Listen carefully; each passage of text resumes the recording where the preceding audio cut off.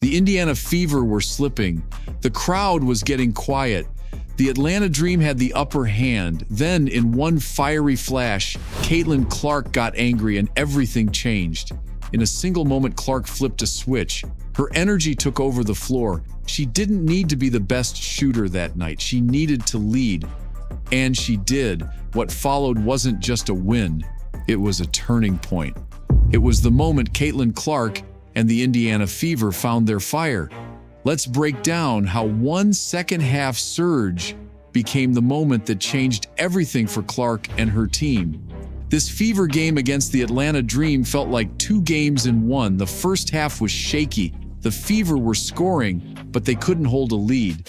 Atlanta's Jordan Canada was on fire, scoring 26 points by halftime. She was hitting shot after shot, and the Fever couldn't seem to stop her. Ryan Howard, another Dream star, had a scare too. She hurt her knee in the first half and left the game, but she came back with a brace and dropped several big three-pointers, helping Atlanta hang tight.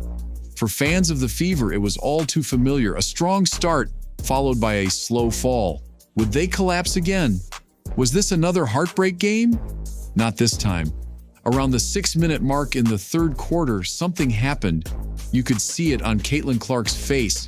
She got angry, not wild angry, but focused, powerful angry. The kind of fire you see in the eyes of champions. She wasn't making every shot, but she didn't stop attacking. She drove to the basket, she got fouled, she got back up. She pushed the pace and forced Atlanta to run with her.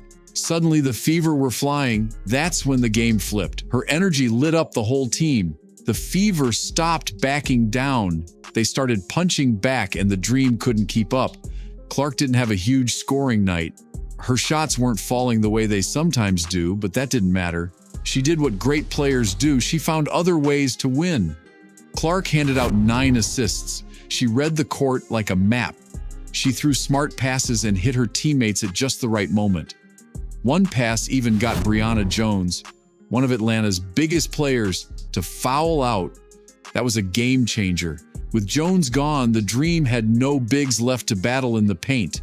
Even better, Clark only had 2 turnovers. That means she took care of the ball, made smart choices, and stayed calm under pressure. A lot of people say Caitlin Clark can't play defense.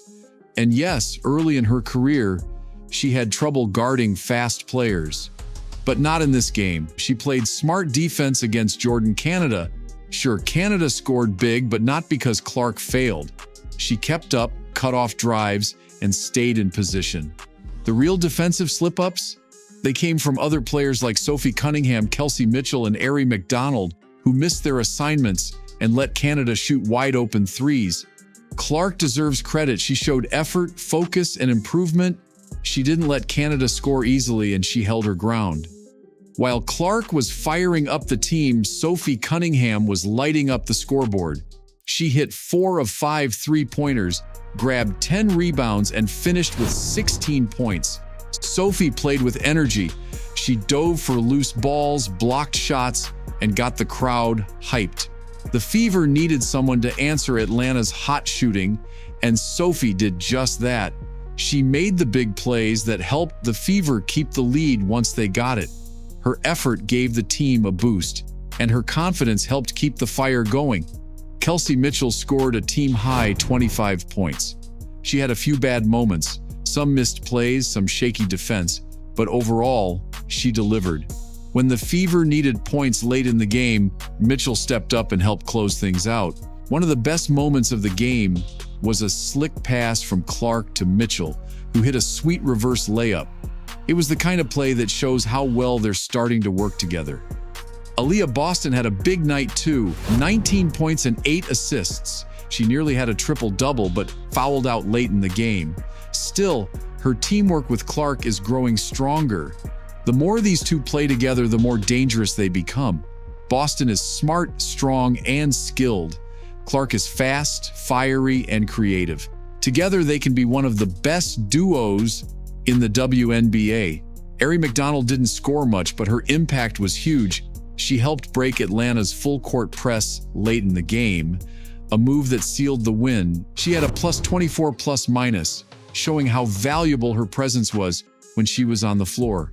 She and Clark are still learning how to play together, but they showed flashes of chemistry with a clever give-and-go setup that helped Clark break free. The Fever's coaching staff made some smart changes too. Once Brianna Jones fouled out, Atlanta had no strong post players left. That allowed Indiana to speed up the game, play small, and run over Atlanta's tired legs. Clark's passing forced Atlanta to collapse inside, and when they did, Sophie Cunningham and Kelsey Mitchell made them pay with threes. This wasn't just about players making shots, it was about the team recognizing when to push, when to pull back, and when to strike. The Fever finished with 27 team assists. That's a sign of smart, unselfish basketball. Everyone shared the ball, everyone made plays, and they did it without relying on just one superstar scoring night. That's what makes this game so special. It wasn't about Clark scoring 30, it was about her leadership and how it spread to the rest of the team. She lit the match, and the whole team became a fire. This win meant more than just a number in the win column. It showed growth. It showed the team can come together when it matters. It showed that Caitlin Clark doesn't have to score 25 points to take over a game. She just has to lead. And that one moment when she got fired up and pushed forward may be the defining moment of her rookie season. If the Fever build on this game, if they stay healthy, and if they keep growing their chemistry, they could be a serious playoff threat. Maybe not a championship team yet, but dangerous enough to shake things up. Sometimes one moment can change everything. One spark can turn doubt into belief. For the Indiana Fever, that moment came in the second half against the Atlanta Dream. And it started with Caitlin Clark. She didn't just change the game, she changed the energy. She turned a nervous crowd into a roaring storm. She turned a shaky team into a confident one. And most importantly, she reminded everyone that leadership isn't about stats. It's about heart. This was more than just a win. It was the night the Fever found their fire.